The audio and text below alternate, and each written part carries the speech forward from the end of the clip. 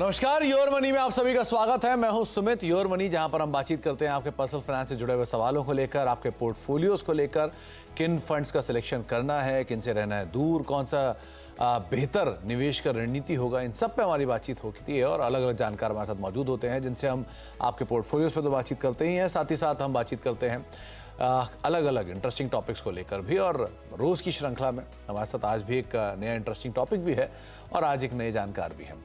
तो अगर आपका भी कोई सवाल है तो आप भी इस कार्यक्रम का हिस्सा बन सकते हो और आप अलग अलग माध्यम से हमारे साथ जुड़ सकते हैं, जैसे कि आप आस्क आवाज़ योर मनी हैशटैग का इस्तेमाल कर सकते हैं फेसबुक के लिए, एक्स के लिए यानी कि फॉर्मर ट्विटर के लिए।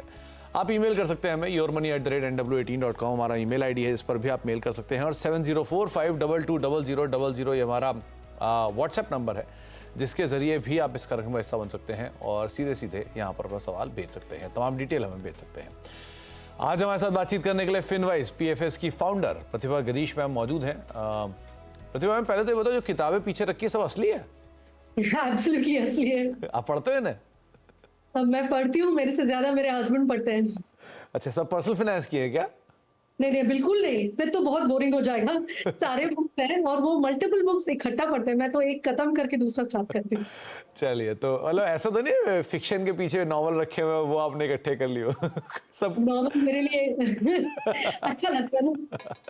अच्छा, तो प्रतिभा मैम से आज हम बातचीत करेंगे अपने आज के इंटरेस्टिंग टॉपिक के ऊपर और वो है लिक्विड ईटीएफ। दरअसल ईटीएफ की ज़रूरत पिछले कुछ एक साल से, शायद 7-8 साल से ये एकदम से प्रचलन में आया है और अलग अलग ईटीएफ को हम जानते ही हैं, लेकिन लिक्विड ईटीएफ की ज़रूरत कहाँ आती है, क्यों आती है, पहली चीज़। और दूसरा, लिक्विडिटी की को आप आमतौर पे लिक्विडिटी के लिए हमेशा बैंक के सेविंग अकाउंट में अपना पैसा रखते हैं, लेकिन अगर आप लिक्विड ईटीएफ का इस्तेमाल करते हैं तो क्या ये सेविंग अकाउंट से बेहतर विकल्प बनेगा, इन सब पर हम बातचीत करेंगे प्रतिभा मैम से।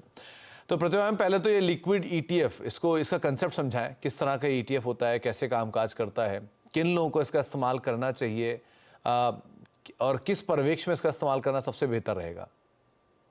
लिक्विड ईटीएफ समझने के लिए दो चीज समझना जरूरी है कि लिक्विड फंड होता क्या है। ये तो सिंपल है, शायद सब लोग जानते हैं, फिर भी लिक्विड फंड आप अपने शॉर्ट टर्म जो रिक्वायरमेंट्स है, जो पैसा आप कभी भी आपको जरूरत पड़ सकती है, वैसा मतलब 7-8 दिन के बाद, लेकिन कभी भी जरूरत पड़ सकती है, वैसे पैसे को आप म्यूचुअल फंड में पार्क करने के लिए लिक्विड फंड्स के जरिए आप पार्क करते हो और आपको अच्छा रिटर्न उसमें मिलने का, जैसे कि आपका सेविंग्स बैंक में 3% 4% जो भी है, उससे कहीं बेहतर रिटर्न आपको मिलेगा लिक्विड फंड्स में इन्वेस्ट करने से। तो लिक्विड ईटीएफ्स कैसे डिफरेंट है?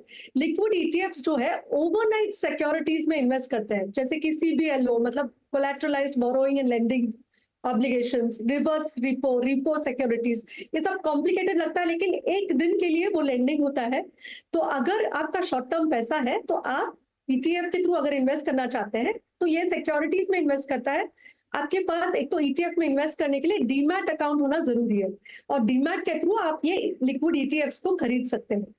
तो ये इनका मकसद क्या है? इनका मकसद है कि आप जितना कम, बहुत ही कम रिस्क होता है इसमें, क्योंकि ये तो ओवरनाइट सिक्योरिटीज है, जितना कम रिस्क ले रहे हो उसके बावजूद आपको डिसेंट रिटर्न्स मिलेगा, उसके हिसाब से मिलेगा रिटर्न्स, और बहुत अच्छा लिक्विडिटी मिलेगा। मतलब आप at the press of a button आप उसको लिक्विडेट कर सकते हो।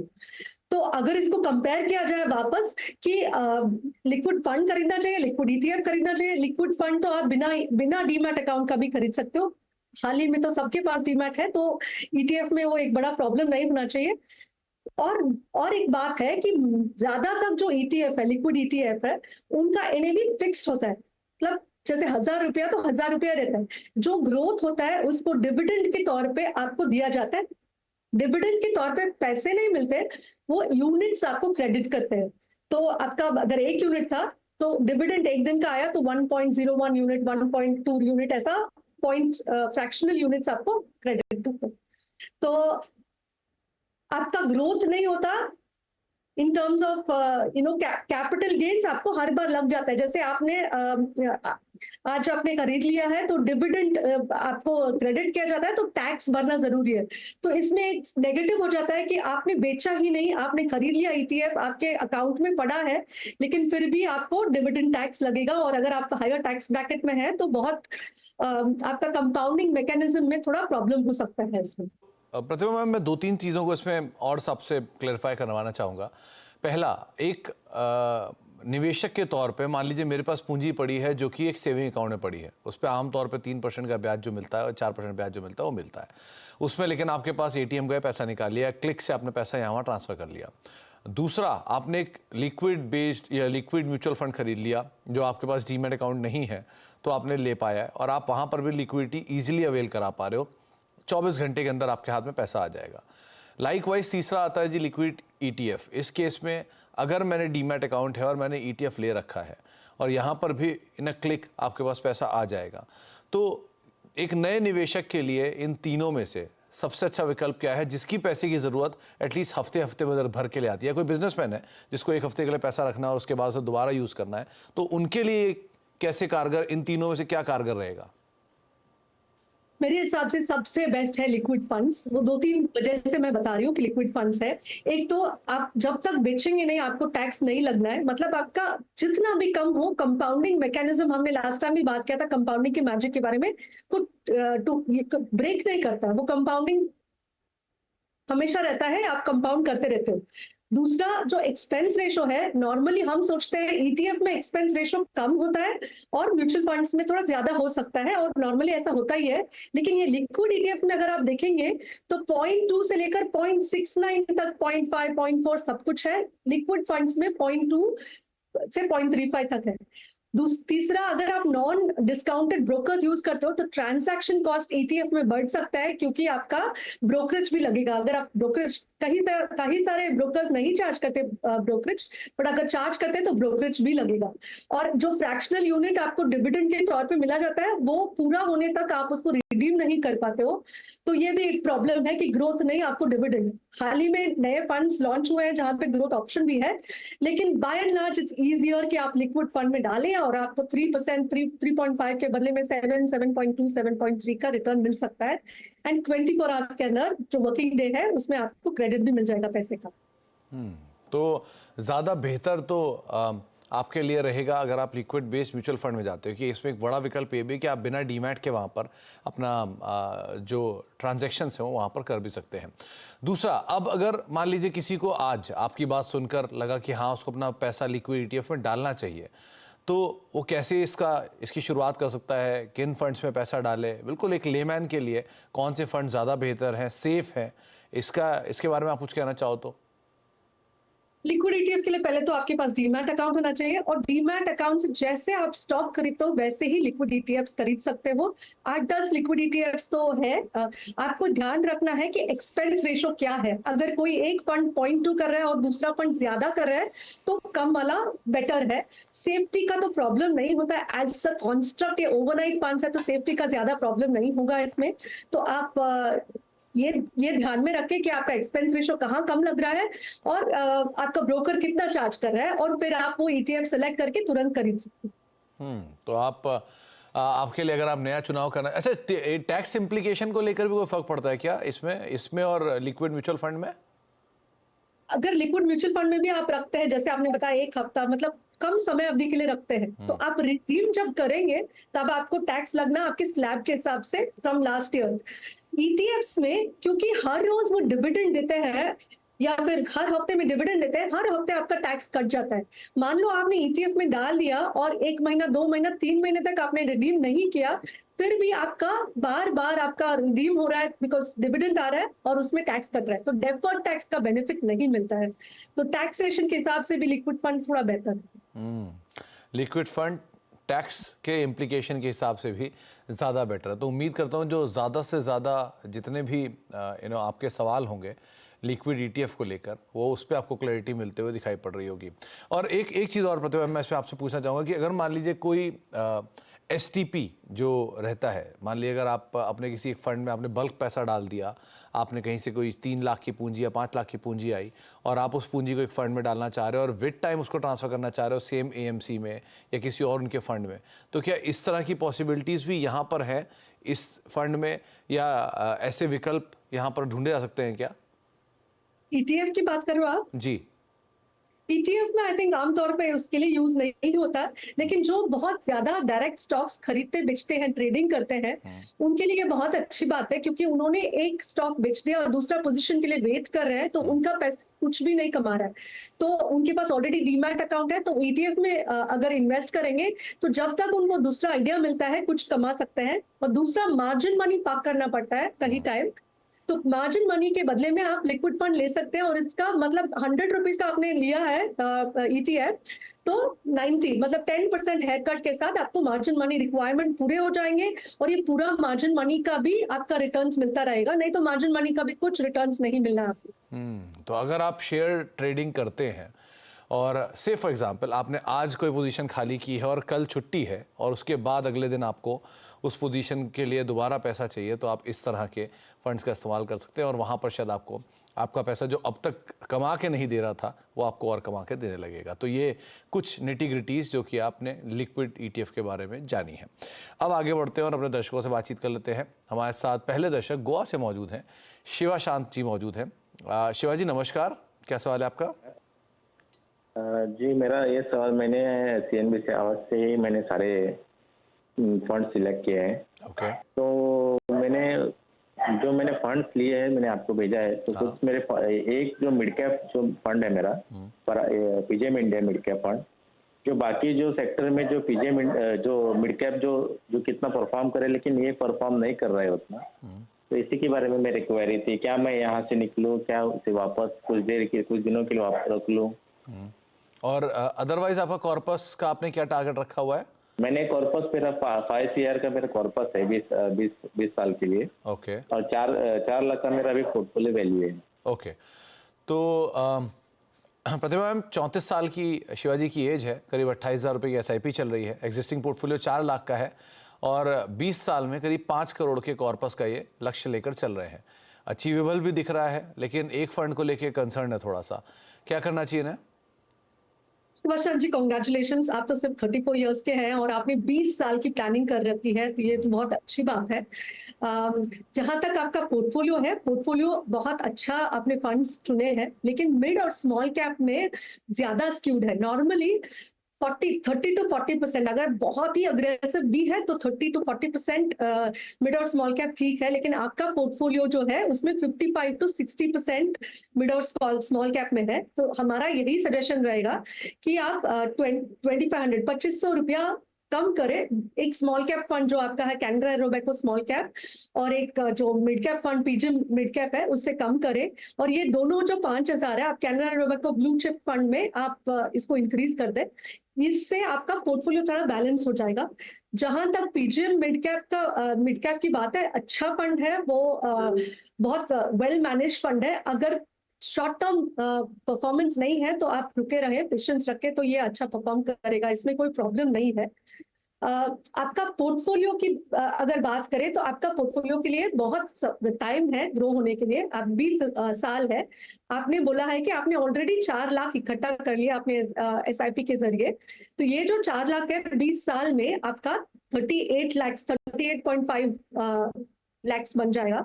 और जो एसआईपी आप अभी कर रहे हैं 29,000 का, उससे आपका बनेगा कॉर्पस 2.64 का। ये 2.64 और 39 इकट्ठा करके 3.02 करोड़ तो आपका बन ही जाएगा। लेकिन क्योंकि आपका टारगेट 5 करोड़ है, तो हमारा सुझाव ये होगा कि आप 10% से अपना एसआईपी को स्टेप अप करते रहे हर साल, और आपका इनकम तो ग्रो होना ही है क्योंकि आपका अभी 34 इयर्स ही है। जैसे आपका ग्रो होता है तो आपका पोर्टफोलियो बन जाएगा 5 से ज्यादा, 5.8 के करीब आपका पोर्टफोलियो बन जाएगा। तो इट्स अ गुड स्टोरी कि आपका मतलब आपका टारगेट नजदीक है और अचीवेबल भी। तो अचीवेबल टारगेट हो जाएगा अगर आप थोड़ा सा स्टेप अप कर लेते हैं। 1 2 आपका जो एग्जिस्टिंग कॉर्पस है, अगर इसी स्थिति में चलते हैं तो 3-3.25 करोड़ रुपए के आसपास आप पहुंच जाएंगे, लेकिन थोड़ा स्टेप अप करते ही आप 5.25 करोड़ के आसपास पहुंच जाएंगे। तो अंतर आप इसी से समझ लीजिए कि अगर सिर्फ 10% ही बढ़ाते हैं अपना पोर्टफोलियो, तो आपके इसी ड्यूरेशन में तो पोर्टफोलियो में 2 करोड़ का एक सीधा सीधा अंतर है, 1.5 करोड़ का सीधा सीधा अंतर आपको दिखाई पड़ेगा। तो ये एक फैसला है, और बाकी 1-2 फंड में बदलाव है वो भी आपको बताए गए हैं, आप उसको भी फॉलो कर सकते हैं। अब चलते हैं नागपुर, वहाँ पे हमारे साथ किशोर कपूर साहब मौजूद हैं बातचीत करने के लिए। कपूर साहब नमस्कार।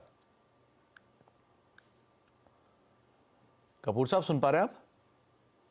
सुन पा रहा हूँ जी, नमस्कार कपूर साहब, क्या सवाल है आपका? नमस्कार सर, मेरा सवाल ये था कि मेरे पोर्टफोलियो में ये 5 शेयर्स मैंने लिए हैं जी, 5 और इसमें फंड्स। टोटल मेरा 2.5, हाँ जी 5। ओके, 5 वो लिए हुए हैं। तो उसके अंदर मेरा 2.5 लाख रुपए के आसपास, 2.25-3 लाख रुपए उसमें जमा है अभी। ओके और मैं 24,000 रुपये पर मंथ की SIP कर रहा हूँ। जी। जी जी। और 15 साल में आप कॉर्पस को सोच रही कितना हाँ। कॉर्पस पहुंच सकता है, राइट? हाँ, कितना पहुंच सकता है बस। ओके। तो प्रतिभा मैम, फंड्स आपको भेजे गए हैं करीब 25,000 रुपये के आसपास की इनकी SIP चल रही है। और कपूर साहब, आप सुन पा रहे हैं मुझे एक बारी? हाँ, सुन रहा हूँ सर। ये कपूर साहब, आपने 12,499 रुपए की एक SIP कर रखी है, ऐसा क्यों? वो गलत लिख दिया लड़के ने, 13,000 की थी वो। Okay okay. तो मुझे लगा आपने कोई स्पेसिफिक सोच के 12,499 रुपए की SIP की थी। नहीं नहीं नहीं। प्रतिभा मैम, 25,000 रुपए की SIP है, फंड्स आपके पास हैं ही।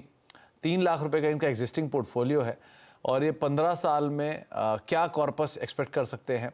और गोइंग फॉरवर्ड क्या सारे फंड सही हैं या कुछ फेरबदल की ज़रूरत है?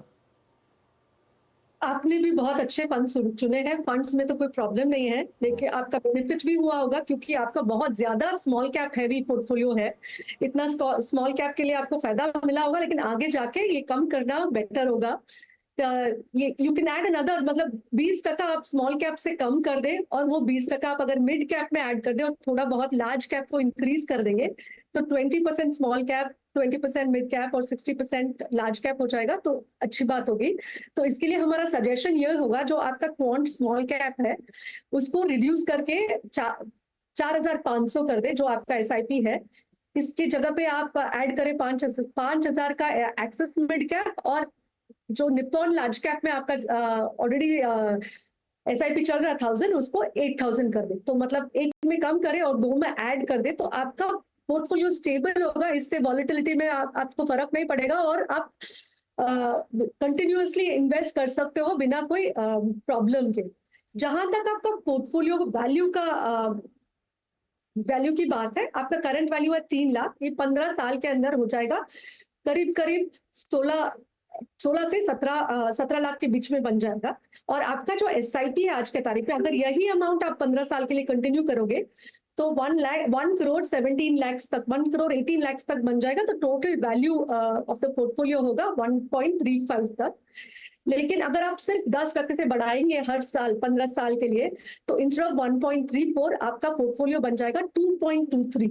तो ये बहुत बड़ा बढ़ाव है। तो हमारा सुझाव यही रहेगा कि आप हो सके तो 10% बढ़ाते रहे इन द नेक्स्ट 15 ईयर्स और थोड़ा बहुत बैलेंस कर ले। परफॉर्मेंस जो आपने रीड करना था स्मॉल कैप से, वो ऑलरेडी कर लिया, अभी थोड़ा सेफ बन जाए। तो आप ही नहीं कपूर साहब, इनफैक्ट सभी के लिए जिन्होंने म्यूचुअल फंड में मिड कैप स्मॉल कैप के बहुत सारे फंड्स इकट्ठे कर रखे हैं, वो अभी की परफॉर्मेंस को ये ना सोचे कि वो आगे की परफॉर्मेंस भी रहने वाली है, कि mid cap small cap exorbitant gain दिखा रहे हैं, अपने ऑल टाइम हाइस पर है।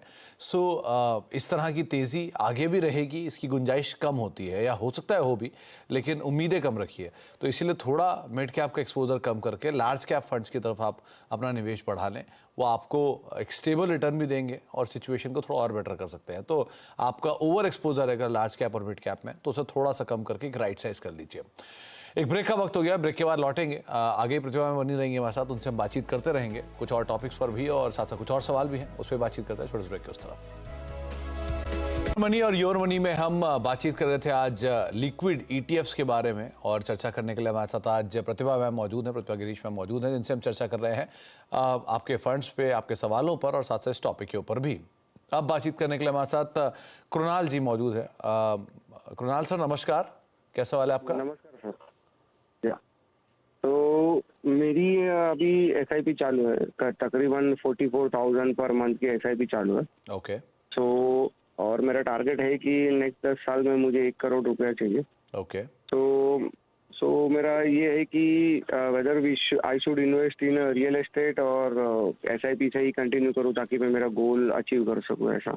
तो कृणाल सर, आप रियल एस्टेट में पहले पैसा डालते आए हो? नहीं, अभी तक तो डाले नहीं है, लेकिन मेरा टारगेट मुझे अचीव करना है बस, तो वहाँ पे कंफ्यूजन है थोड़ा। तो आप रियल एस्टेट में, क्योंकि अगर यहाँ पर आप 44,000 की SIP डालोगे और 10 साल में 1 करोड़ का लक्ष्य निकाल लोगे, रियल एस्टेट में भी ऐसा कोई प्रोडक्ट आपको मिला हुआ है क्या जहाँ पे आप SIP जैसी चीज़ का निवेश करोगे और वहाँ पे 1 करोड़ का कॉर्पस बन सकता है? ऐसा कोई है क्या ऑप्शन आपके पास? हाँ, जनरली मतलब ऐसा था कि समझो जामगर में जो अभी तकरीबन मेरा कॉर्पस है तकरीबन 5 से 7 लाख रुपए के आसपास है मेरा। हाँ तो वो मैं इधर डाउन पेमेंट पे करके और बाकी का होम लोन निकाल के जो मेरा एसआईपी में चालू है, जी, जो अमाउंट वो मैं होम लोन में पे करके मेरा घर अभी बन जाएगा और उसके में भी आफ्टर 10 इयर्स उसकी वैल्यू अगर 1 करोड़ हो जाए तो बेटर ऑप्शन क्या रहेगा, एसआईपी लेना चाहिए या तो कृणाल जी home loan एक लेना एक चीज चाहिए? और मैं आपसे पूछना चाहूंगा, जो आपके पास अभी अपना एग्जिस्टिंग घर है, हाँ है, तो आप जो भी नया घर खरीदोगे वो निवेश के लिए होगा, राइट? करेक्ट, इन्वेस्टमेंट के लिए। और इन्वेस्टमेंट में सर जब आप लोन लोगे तो उसका ब्याज भी देना होगा, राइट? Yes yes okay. तो प्रतिभा मैम, क्या करना ज़्यादा बेटर रहेगा? 44,000 रुपये की एग्जिस्टिंग एसआईपी चल रही है, 10 साल में 1 करोड़ का लक्ष्य साध रहे हैं, और ये आपसे पूछ रहे हैं कि क्या पोर्टफोलियो इनका सही है इसके लिए। दूसरा ऑप्शन कि ये रियल स्टेट में जो इनकी एग्जिस्टिंग कॉर्पस इकट्ठा कर चुके हैं उसका डाउन पेमेंट करके फर्दर होम लोन लेकर और ये मकान खरीद लें या कोई प्रॉपर्टी खरीद लें जिससे 1 करोड़ रुपए इनको मिल जाए। इन दोनों में ज़्यादा बेहतर विकल्प आपके हिसाब से क्या होगा?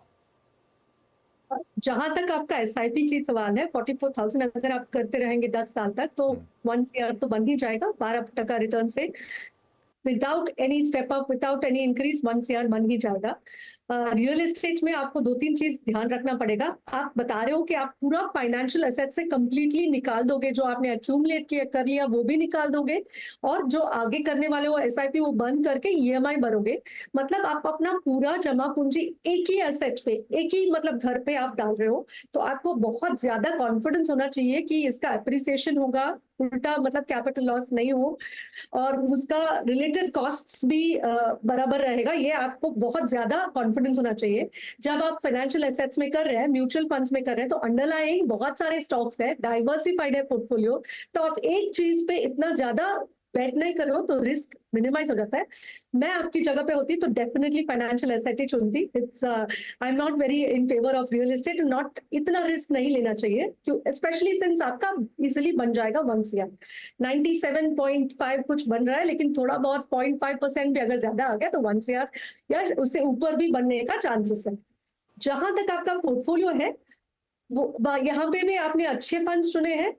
बहुत मतलब जैसे हम बताया कि 35 to 40% होना चाहिए आपका मिड और स्मॉल कैप। आपका थोड़ा ज्यादा है, बहुत ज्यादा नहीं, 45% है, तो स्लाइटली उसको कम करने की जरूरत है। मतलब 10% आप मिड और स्मॉल कैप को रिड्यूस करेंगे तो अच्छा होगा।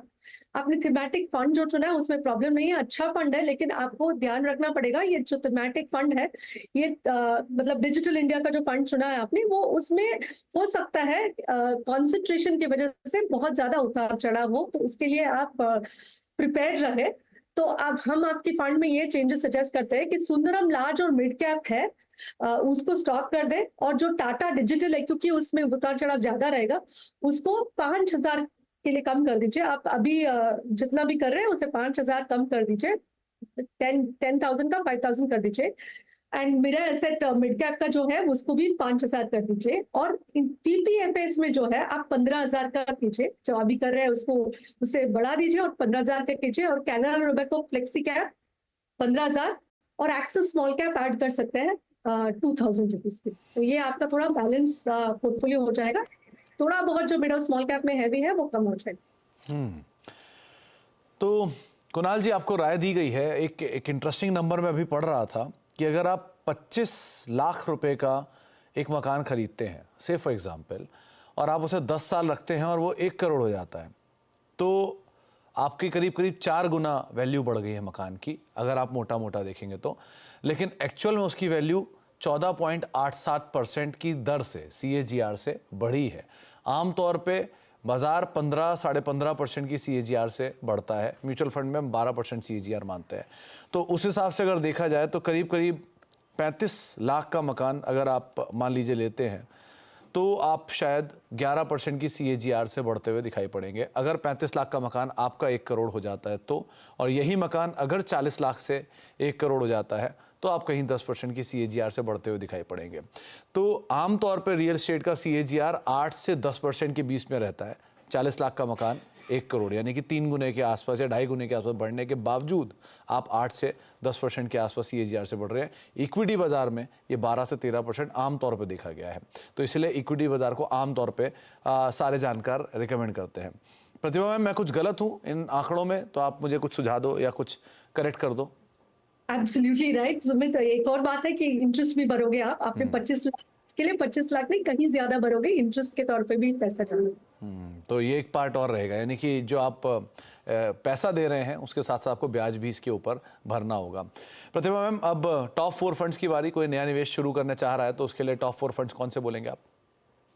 आज की तारीख में टॉप 4 फंड्स बोलेंगे large cap Canara Robeco blue chip equity fund, flexi cap में PPFAS फ्लेक्सी कैप, और क्योंकि मार्केट ये कंडीशन में है तो हाइब्रिड फंड्स भी रखना जरूरी है, एडलवाइस बैलेंस एडवांटेज फंड और ICICI Prudential multi asset fund.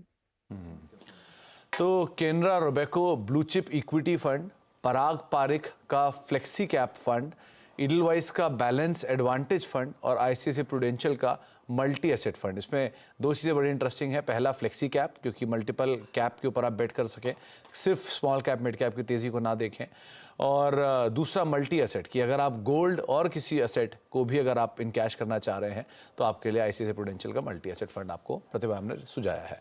बहुत बहुत शुक्रिया हर बार की तरह प्रतिभा हमारे साथ बने रहने के लिए और इंटरेस्टिंग टॉपिक्स पे बातचीत करने के लिए। आप सिंप्लीफाई इसीलिए कर पाएँ क्योंकि पीछे इतनी सारी किताबें जो आपने समय समय पर पढ़ी हैं, इसलिए आप ज़्यादा आसानी से हमें समझा पाते हो। बहुत बहुत शुक्रिया मैम हमारे साथ मौजूद रहने के लिए और इन टॉपिक्स पर और आज दर्शकों सवालों के जवाब देने के लिए। तो फिलहाल अब योर मनी को ही समेटेंगे, एक ब्रेक के वक्त, और ब्रेक के उस पार भी खबरों का सिलसिला बना रहेगा। नमस्कार।